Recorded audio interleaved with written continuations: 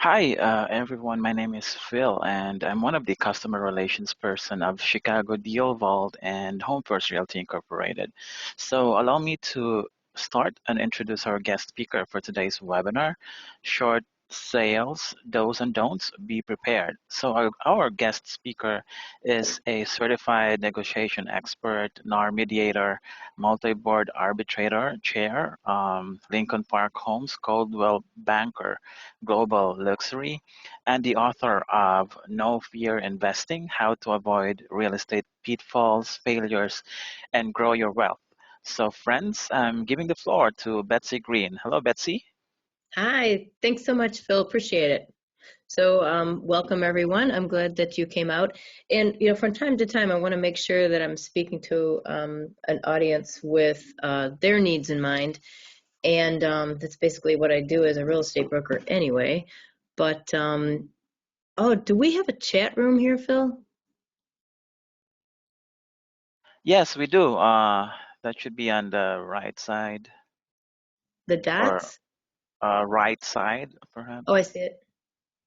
Okay, great.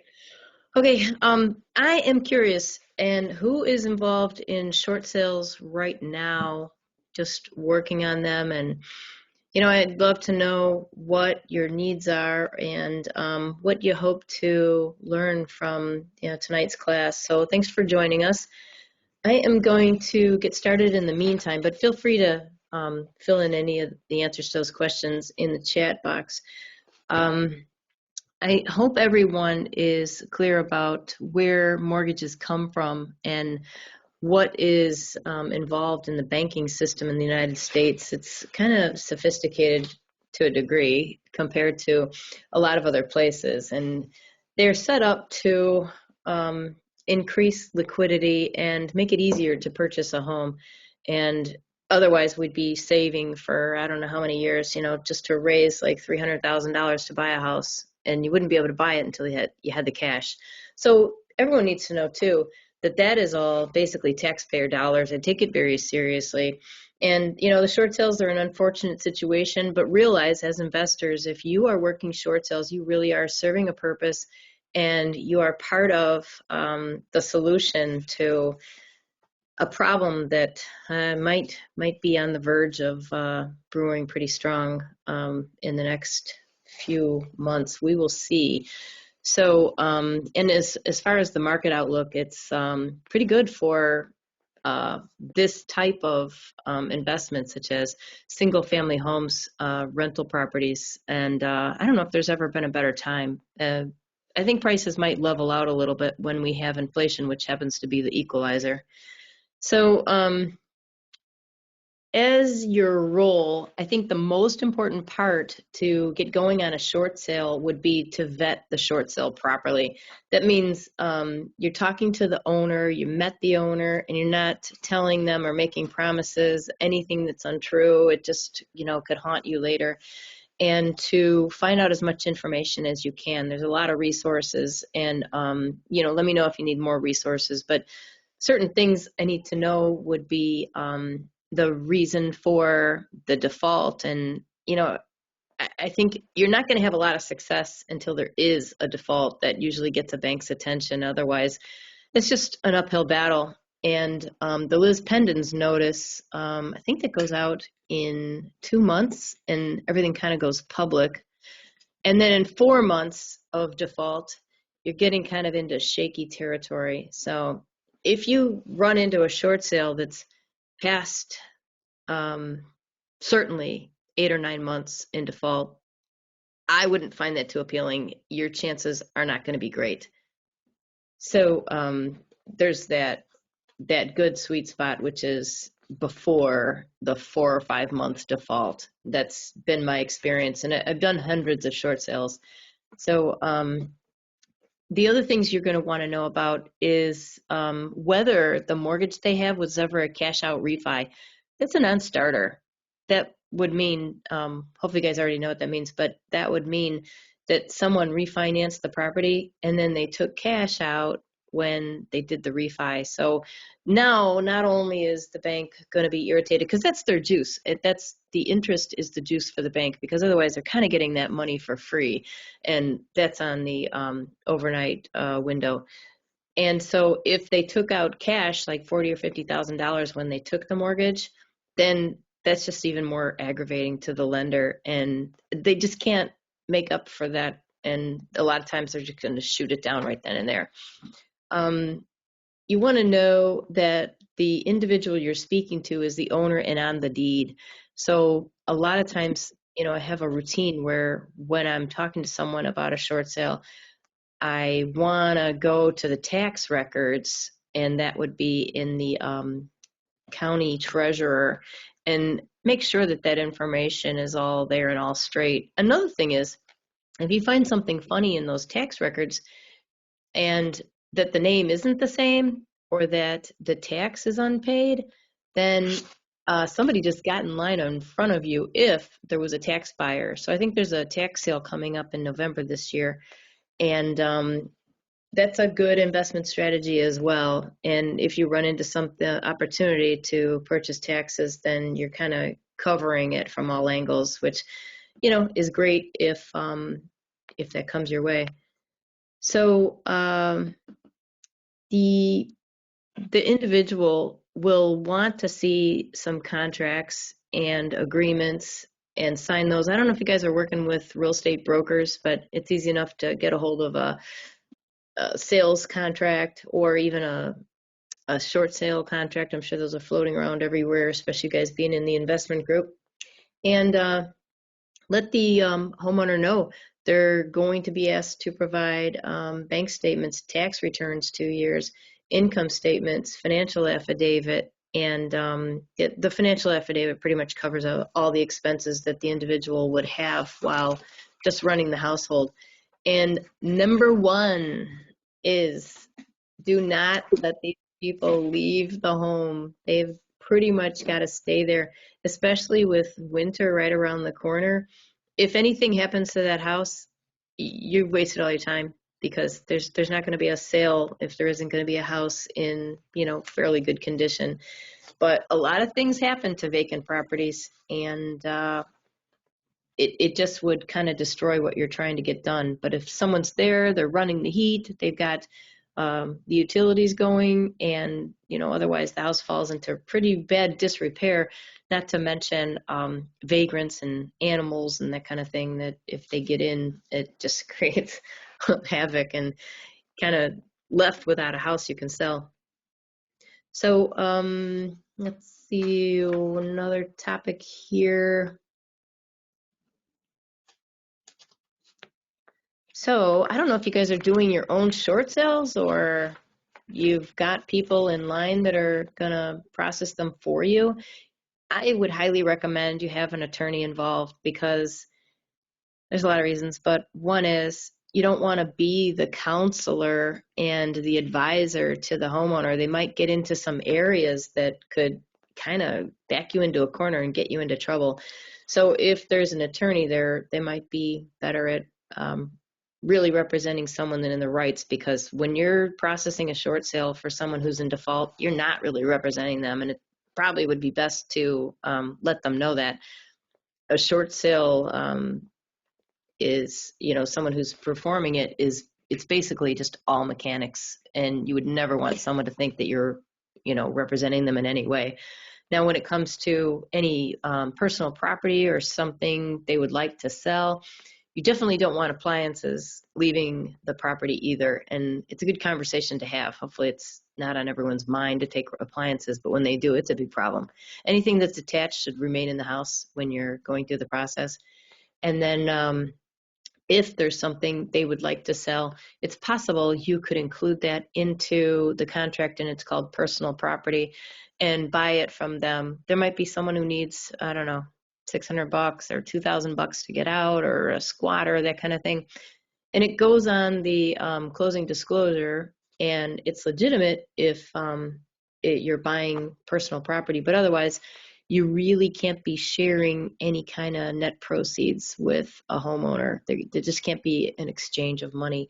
And of course, the transaction needs to be one that's arm's length. If they come to you and say, oh, my best friend would like to buy this house, or my daughter's, going to try and buy it, no bank is going to want to know that someone's daughter bought the house short when it was the parent that shorted the bank in the first place. Just don't even go down that path. It could haunt you forever. And there's probably, all kinds of, warnings on anything that the bank has with their documentation too, that everything's got to be arm's length transaction. So let's see, the process does take a lot of time. It's a lot of documentation. And if you have that kind of time to process these short sales, great. But realize if you get to the point where you just can't do it, it's easy enough to find people in Chicago that do it, especially when you're in this investment group. And another really important thing is, while you're having that conversation with the homeowner, and once you're clear that is the homeowner, you want to know what the next plan is, where they're going, where they're going to live, and just what kind of things are going to be removed. It's best to have the whole house cleared out, with nothing else, or at least so they're informed that that's how it's going to need to be. And the buyer, you're going to want to know who this buyer is, and that they've been vetted, and that they have down payment money and a earnest money. And that should be really collected. I've seen people do it without collecting it, but that means you're holding up a property, you're under contract with someone who doesn't even have any skin in the game. There's nothing at risk, and they can always walk away. And it's a brutal process anyway. So I would think you'd want some notice before someone could just, in the middle of it, clear out. And I don't know if you could get $5,000 earnest money, it'd be great, but I would want as much as I could. I guess it depends on the value of the house, the condition, and whether you're in a high-end area and you can hold a lot of earnest money. And that could be kept at a title company. It could be kept by an attorney or even a real estate firm. Not all firms keep it, though. Not all firms will hold it. They would rather not, just because the laws have changed. It's a little prohibitive. And yeah, you don't want to see damage in the house either. It happens, but for the most part, it's another reason to keep the house occupied is less chance of damages. Once you have an auction date, I don't think you'd have a lot of success being able to undo that. It's just too long, and the banks put out already too much money, maybe, upwards of $80,000 for this whole process. And when you get into an area, it's really good to know the municipal ordinance and rules and laws. And there are a lot of suburbs that are going to require another balance of escrow money for repairs if you're intending to go into that community with the plan to rent out the property.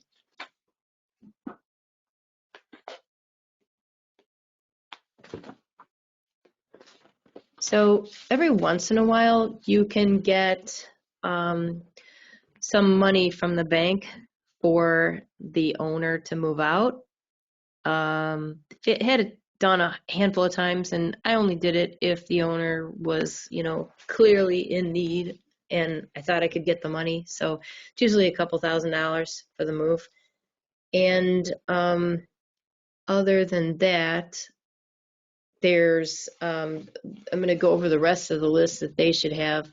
And there could be liens on the property, so it's ideal to have a lawyer in your pocket or a title company that could run a title search for you, a preliminary one. And it's just so you know whether you're going to run into roadblocks and obstacles that'll just prevent the whole short sale from going through. And also to have warning that there's some things that the owner didn't know about, didn't remember, and those liens need to be removed. I just found a lien on a car, and the lien had been paid off. It was the car loan, and no one had removed it. So that kind of thing happens too. Sometimes it's just a mistake.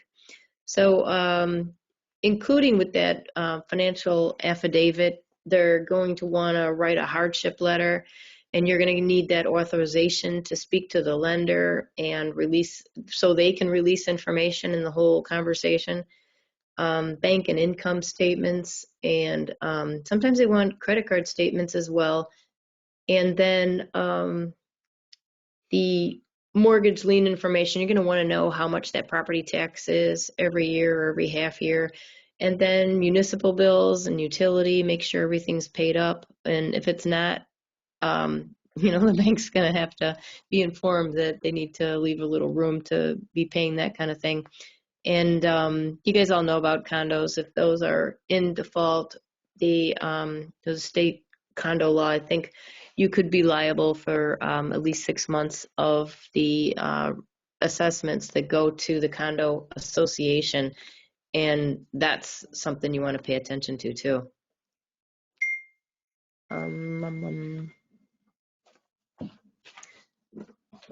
So I think I might have covered everything here, and we can go into questions or comments. Yep, sounds easy, right?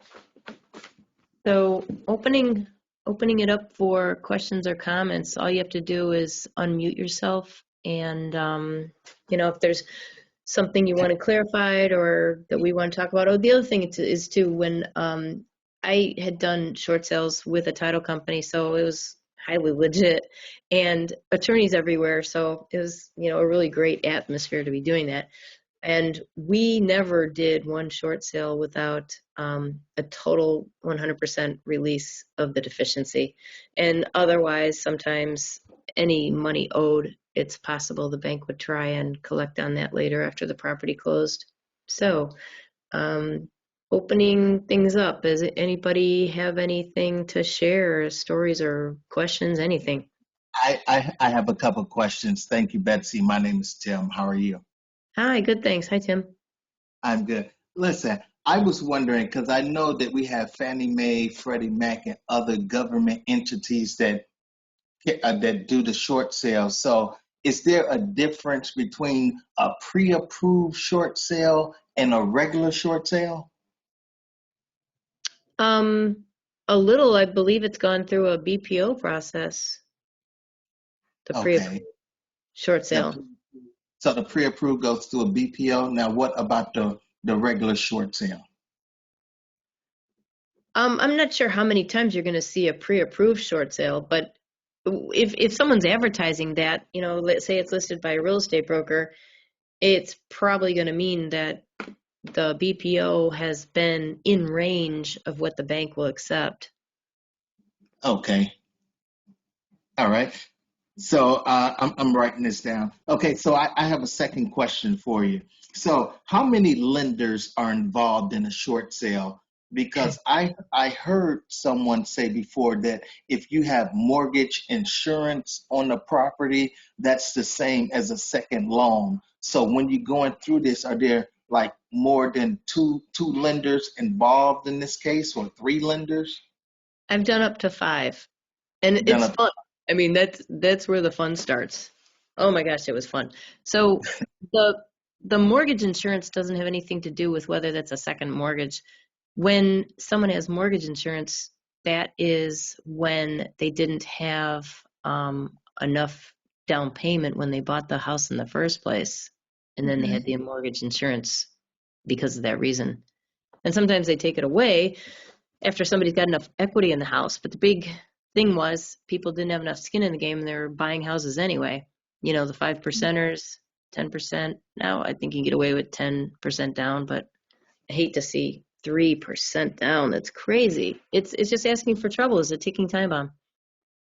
So yeah, when you have so the senior mortgage is the mortgage. After that, you could have a HELOC, and it goes behind the senior mortgage. They're second in line. Then after that, you could have a lien of some sort, and there could be some other debt, some other loan, and they take a big haircut. So a lot of times, I mean, the ratios they just go down tremendously. So I think a debt that is second in line might be at 10% payoff. And you're going to want a savvy negotiator who knows that they can really get that handled, or else if it's not in line, you're going to be pitting the senior and the junior against each other, which is a great negotiating tactic as well. Okay. Thank you. You're welcome. Does anybody else have a question? Because I have a third question. Okay, do the third, and then I'm going to take something from the chat. Okay, so my third question is, so if I went directly to the bank to purchase the short sale, so what are the expectations as me being the buyer to the bank to make this happen? Have you done that? No, I was just thinking of a question. Yeah, it's tricky because one, you'd have to already know who's handling it, which negotiator, and these banks are huge and they're not the greatest at being organized. They get paid anyway. I've done this with commercial liens. I mean, with commercial distress, and they were very interesting.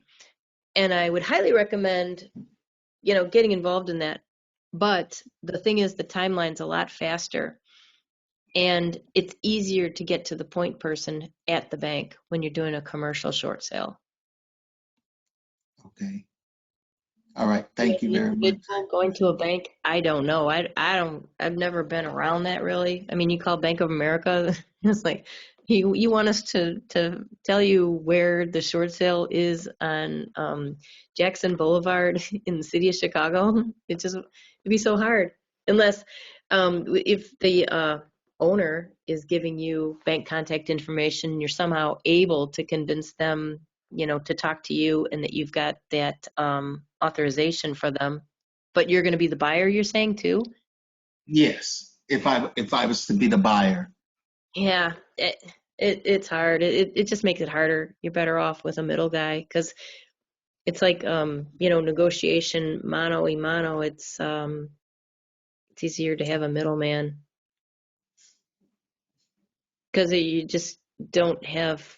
You're not setting up for any real success. I mean, it's possible, especially, maybe with a small bank or something. You could try it. Okay. And anybody else know about credit card debt? Say you've got somebody who has like 10,000 in credit card debt, and there's 3 or 4 credit cards, and there's no way they're going to pay it, and they're going to cut loose on the house, and then that lien is on the property, and you've got to resolve the credit card debt if the lien is on the property. I mean, it's basically unsecured debt, but every once in a while they can lien it, and they don't always do that. And when you need kind of a middle person to handle those credit card debts and negotiate that way down. And if the owner of the credit cards were to call the bank, hey, sorry it didn't work out so good for you, but I enjoyed myself. I had some great steak dinners and, flying around a little bit, but these credit cards, I can't do it. So how about I settle for $2,000? It's very unsavory for the person on the other end of the phone, because you're kind of working on your own interests. So and as a broker, I use that kind of leverage all the time. No matter what I'm doing, I can put off some things to somewhere else and diffuse the whole situation more easily. Yeah, well, thanks for your questions, Tim. Jonathan he mentioned getting the BPO aligned with evaluating and analyzing the property prior to giving the opinion to the bank. If you're meeting the individual doing the BPO, you can, to a degree. There's some things I like to let them know, and if I ever have to use leverage with a bank, there's some things I will point out. We're always looking for some kind of leverage, just like taxes are around the corner. and that's November, and some of these properties could have $20,000 tax tab. And I let banks know, it's like, if you're going to be at the auction or at the sale, great, but otherwise, this thing needs to be paid like November 5th, and we could do this deal, we could cut it loose, and then you don't have to get involved in paying the taxes, or we'll just keep going, whatever you want to do. And then condition, that's another leverage. That's the biggest leverage there is when it comes to banks, and to be in a cold area when it's November. I want them to know that if we keep kicking this can down the road, this is not going to be a house that will do well when, freezing temperatures and, 4 feet of snow come our way, and there's nobody occupying the property and nobody taking care of it. Right. It's so, anyone else have, Betsy, I have another question. In regards to the auction, prior to the auction, hypothetically, the homeowners could file bankruptcy, correct? Yep. I've seen So a lot of that people would, exclude the house, though. You're talking to someone who would file and then throw the house in too? right. Let's just say, Illinois is a judicial state, so they got to technically go to court and go through the whole process. So prior to that, when they know the auction is coming due, you could. I mean, you're not a bankruptcy attorney, but you could tell them, hey, listen, go file bankruptcy if you want to buy time, if you want to save the home. Yeah, it's a good plan. I don't know if that's home saving. I mean, it's definitely kicking things out a bit. That's also a big threat for a bank. You could start that stuff early on. If you find a bank that's really tough to negotiate with, and they're just holding their ground when you know that you are close to value as far as getting this property moved, and it could be, pretty good condition and high level home. And then sometimes I've just thrown my hands up, and I would tell this negotiator who just had no sense at all, didn't know anything about markets and values. So I said, listen, these guys are considering bankruptcy. They don't want to do that, and they don't want to be forced into it, but that's where we are right now. Nobody has a job. Right.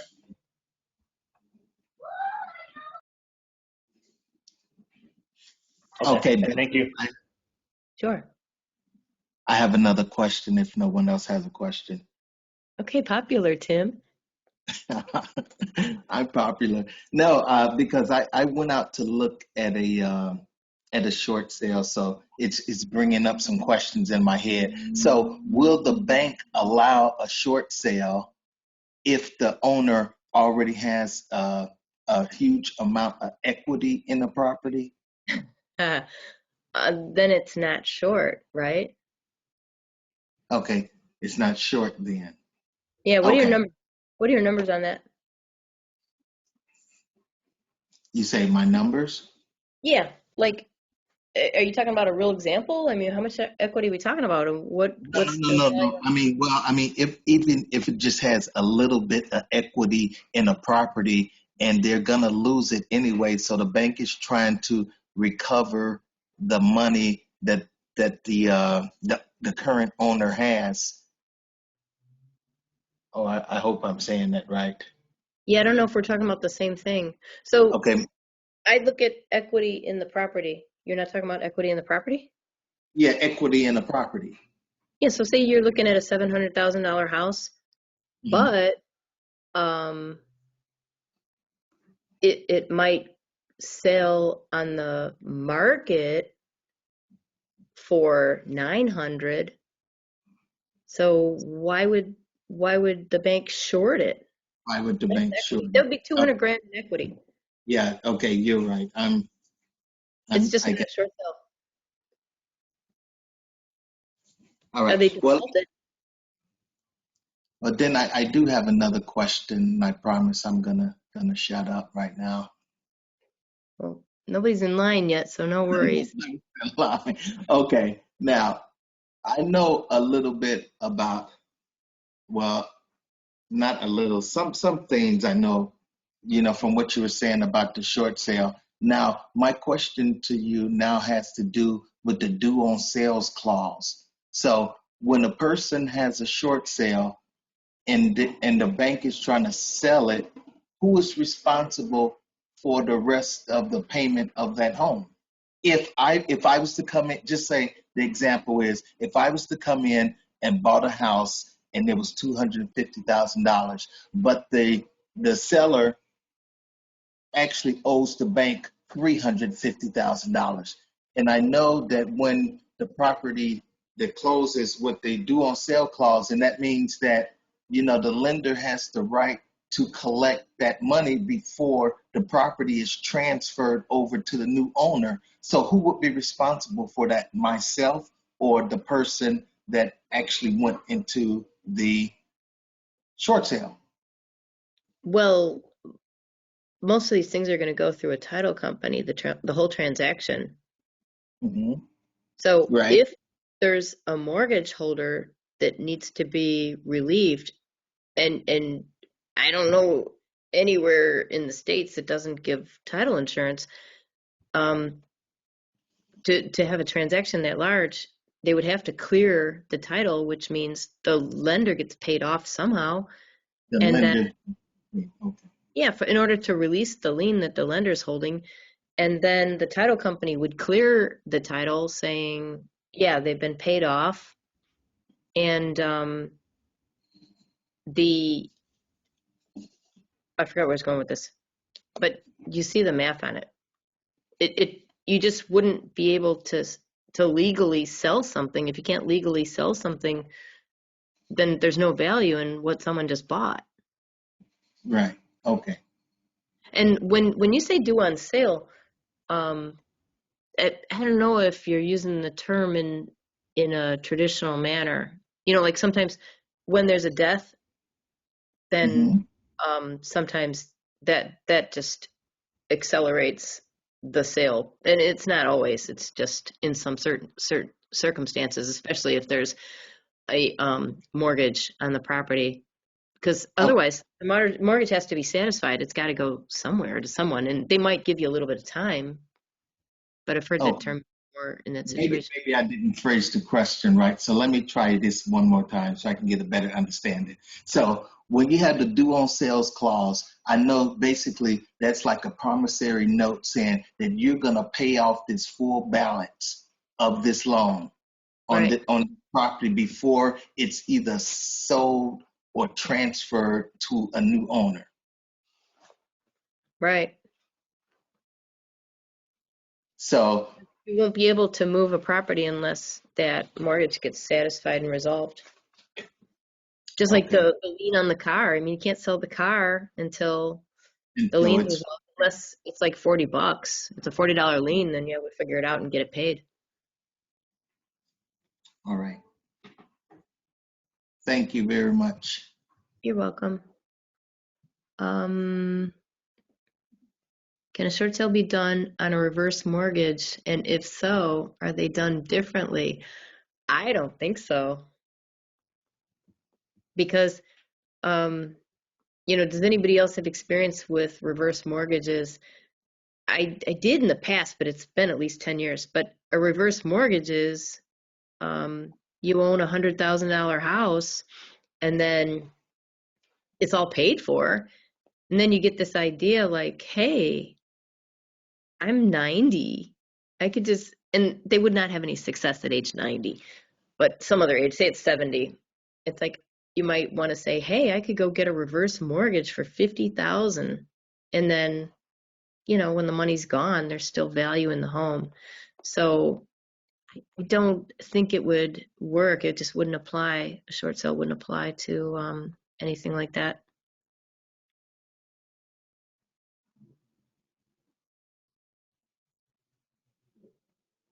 Is anybody doing short sales right now?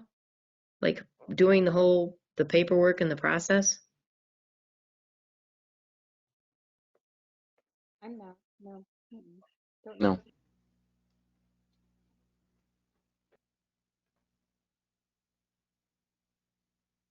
Betsy, can I ask a question, please? My name is Nestor Angel. I'm a broker.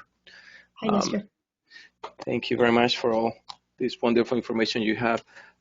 In a short sale, who can do that? Don't you have to be my understanding is supposed to be like a lawyer or somebody who knows both of the sides, like um, they have to know the contract, what the lease was and everything. No, they're not going to get lost in the weeds like that. Their time is not to be used this way. It's a really, really, really low use of your time, and it's so much documentation.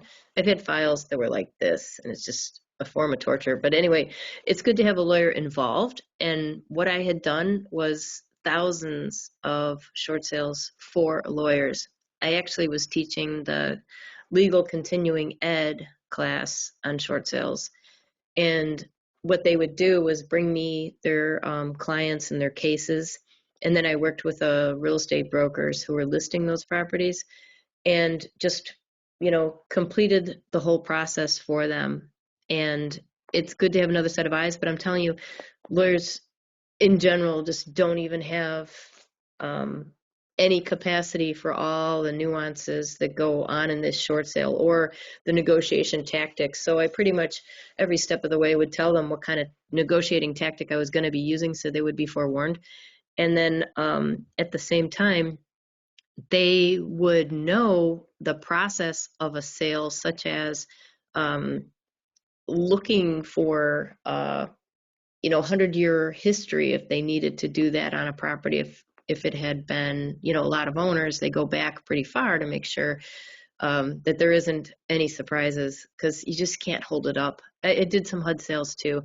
It just can't be held up because there's already so many holdups. It's probably better now, but back then when I was doing them, oh my gosh, it was just so involved. So, and also the whole process about what's required, what's necessary to get a deal closed, and that you've got your paperwork in order. So that's where the lawyer serves the purpose, and they know, what kind of things are legal and illegal. And, I hated when banks would ask, if people were citizens or I don't know what they're, it just got to be so crazy. It's like, you forget you're in America, How, who you say they, how, like, for example, in your cases, who gives you the paperwork and all the information about the short sale? Are the banks asking you, or do you have to go and request that information from the banks, or is the owner, or how's that process starts? Big banks are going to have their own packages and their own forms. Every Okay. once in a while, you see similar forms where they're getting together and getting more, across the board with the same kind of documentation, which it's smart. I mean, there's no reason we shouldn't be sharing. And it would be extensive, like almost everything you need. There's going to be a cover page with a list of what's required that the seller or that the owner bring to the package. And then there's going to be sometimes it's done in a database, and you've got to insert all of the documents that way, scan them into whatever kind of computer program they're asking for. But that's what the big banks do. And their documentation has got to be every single page done and done correctly and done in the proper order. It's amazing how they operate. It was just a fascinating, eye-opening experience. I did that for 5 years. It was a lot of fun. So before you do paperwork, sometimes that's what's the best thing, is find out who the lender is, and if there's more than one lender, and then go to the loss mitigator and ask them what are the paperwork that they demand. And it's possible you're going to get tossed around to different mitigators. So it's a really long road. Thank you. You're welcome.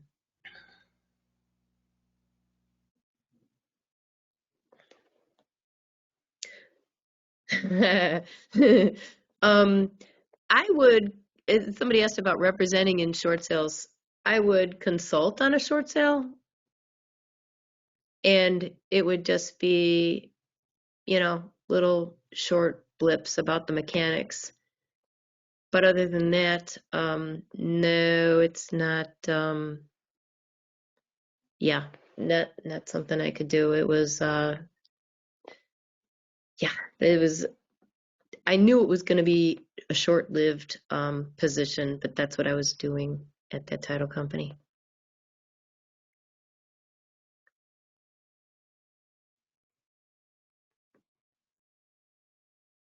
So, Hey, Betsy, I have another okay. quick question. How many Mhm. offers are you submitting prior to getting the acceptance letter? How many offers? Yeah, because sometimes, usually, when you submit an offer, the banks, more than likely, they counter offer your initial offer, right? Mm, they might. Usually, I mean, in this 7 to 10 month process, it usually was just one buyer and you stuck with that same buyer. So if you're submitting a lot of different offers, it's kind of wheel spinning because after the first round, the bank is going to say where they're standing. And when they stand their ground and you're short 20,000, you're not going to keep on submitting more offers that are far from that. It just, it's a sign sometimes that they're trying to get to auction on the property. And there's different things that would motivate a lender to prefer auction compared to getting it resolved through a short sale. But no, it was not my experience at all that I'm submitting offer after offer after offer. Unless you get somebody who's really a loss mitigator nut job that is just wasting time and ineffective. Because I had a property on Monitor Avenue in Portage Park, and I did the entire package. I'm the lady. The case was that the lady, she was in arrears on her property because she had medical expenses, and she was behind like about a year. So I had to build this case. I had to build this case for the bank to accept the short sale. So I got the hardship letter. I did, the pay stubs. I did sign all the Dodd-Frank disclosures, everything. So I submitted an offer, and the BPO came out. The property was like really distressed. It was almost dilapidated. So we submitted the offer. The bank came back and they countered offered my initial offer.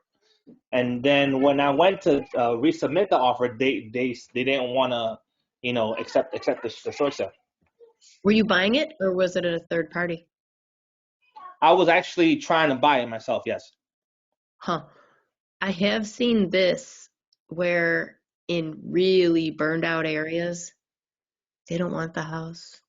They don't want it resolved. They're walking away. I've seen at least banks walk away from at least 10 properties.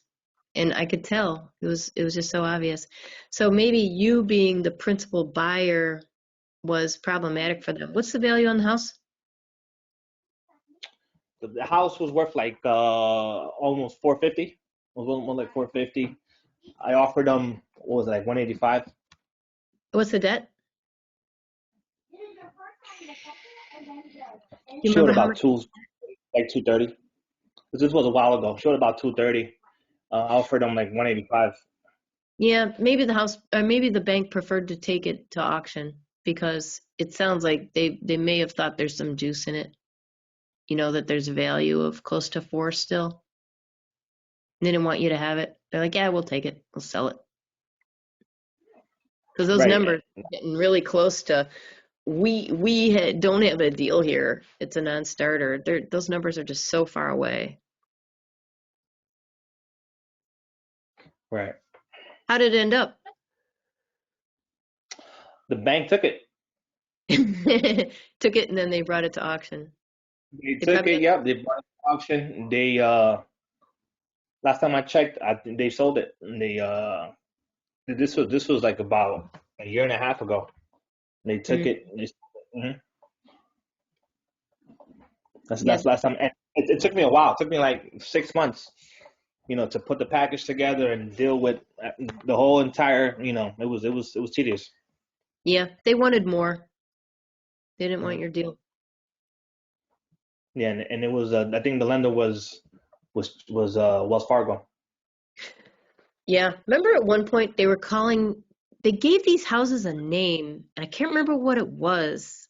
Like, oh, ghost houses. So there was one block, it was on 107th Street in near Roseland. Every single last house was burned out, was open, no windows, and these banks were like, not touching it. We're done. Cooked. Just leave it. So that's the south side of the street and the north side of the street. I got pictures. And I was thinking, something's up here. Sure enough, then there were articles appearing about ghost houses because the banks just like, we don't care. We're not taking it back. We're not fixing it. We're just done. It's like, well, get a bulldozer then. Somebody lent money to these people.